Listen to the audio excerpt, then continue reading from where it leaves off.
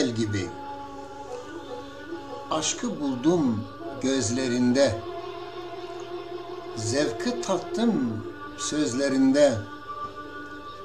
Bin ömrüm olsa da geçsin, hepsi senin dizlerinde.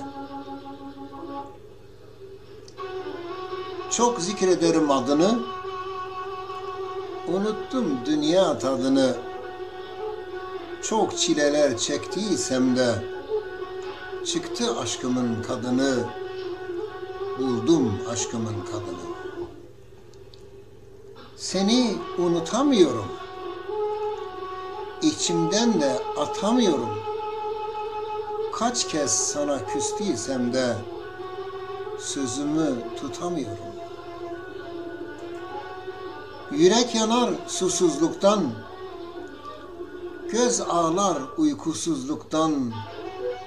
Yeter sevgim, artık yeter. Bıkmadın mı duygusuzluktan? Doymadın mı duygusuzluktan?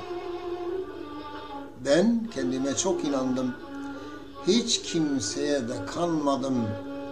Aşkın aldı, kül eyledi.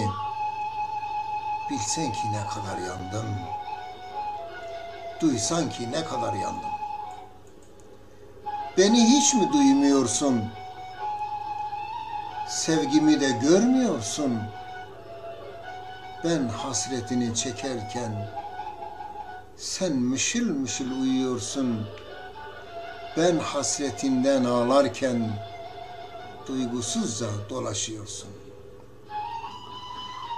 Bazen su olur akarsın, bazen ar olur yakarsın. Yakının olayım derken tutup kolumdan atarsın. Bazen olursun el gibi, bazen yağarsın sel gibi. Bazen çok yakınımdasın, yalnız benim güzel gibi, yalnız benim güzel gibi.